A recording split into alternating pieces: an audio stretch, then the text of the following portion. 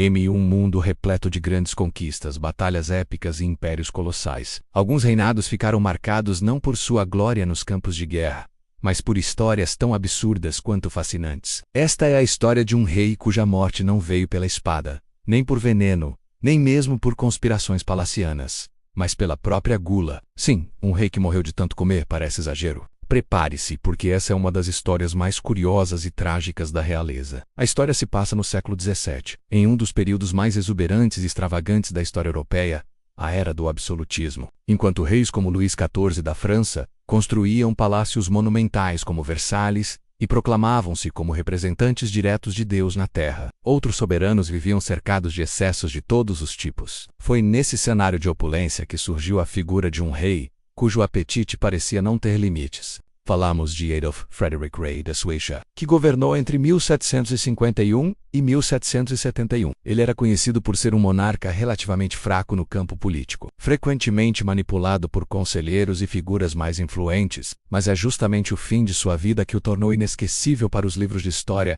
ainda que em um tom quase cômico. Adolf Frederick era um homem apaixonado por comida. Seus banquetes eram lendários, enquanto muitos de seus contemporâneos mantinham dietas luxuosas, mas relativamente controladas, ele se entregava completamente aos prazeres da mesa. Era comum que suas refeições durassem horas, repletas de pratos elaborados, sobremesas açucaradas, carnes gordurosas e bebidas alcoólicas. Para ele, comer não era apenas uma necessidade fisiológica.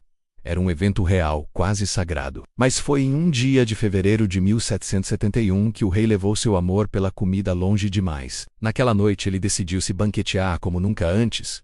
O cardápio começou com lagosta cegada do caviar, arenque defumado, chucrute, carnes cozidas, sopas ricas em creme e pão amanteigado, tudo regado a uma generosa quantidade de champanhe e vinho. No entanto, o auge do banquete viria com a sobremesa. 14 porções de senla, um doce tradicional sueco feito com pão doce recheado com pasta de amêndoas e coberto com chantilly, tudo isso mergulhado em uma tigela de leite quente. 14 porções, uma atrás da outra, o rei devorou cada uma delas com um prazer quase infantil. Para muitos à mesa, aquilo já ultrapassava qualquer noção de bom senso, mas ninguém ousava adverti-lo. Afinal, quem iria contrariar um rei em pleno ato de prazer gastronômico? Mas logo após o fim do banquete, Adolf Frederick começou a se sentir mal. Fortes dores abdominais, vômitos e febre o acometeram. Os relatos da época descrevem sua condição como uma combinação de indigestão aguda e colapso intestinal. Em poucas horas, seu estado piorou drasticamente.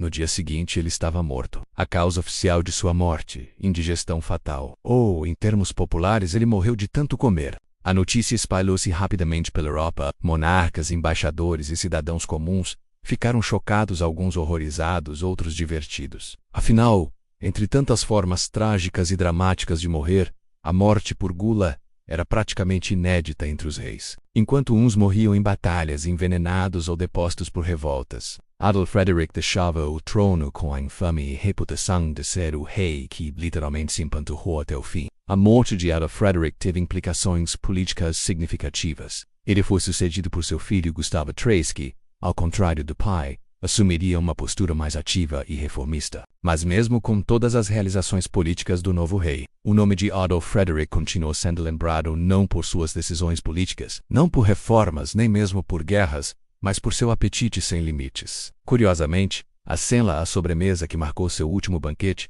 ganhou um status quase simbólico na Suécia. Até hoje ela é consumida tradicionalmente na terça-feira gorda, o dia antes da quaresma, em uma espécie de celebração aos excessos antes do período de abstinência, e é claro que nessa época a memória do rei glutão ressurge, quase como um aviso cômico do que pode acontecer quando se leva os prazeres da mesa ao extremo. Mas será que Adolf Frederick foi o único? A história mostra que não. Outros governantes e figuras poderosas também sucumbiram aos próprios excessos. No Império Romano, o imperador Cláudio era conhecido por seus banquetes intermináveis e precisou recorrer apenas para vomitar e continuar comendo. No Renascimento, o Papa Leão X era famoso por seus jantares luxuosos e exagerados, mas nenhum deles chegou ao ponto de morrer com a barriga cheia como Adolf Frederick. Essa história nos faz refletir sobre os limites do prazer e da indulgência. Em um mundo onde o poder absoluto permitia que os desejos mais extravagantes fossem satisfeitos sem oposição, Adolf Frederick representa o que acontece quando não há freios. nem consciência, nem moderação. Ele é, de certa forma, um símbolo trágico da consequência dos excessos humanos. Ao final de sua vida, o rei sueco acabou sendo lembrado não pelos decretos que assinou,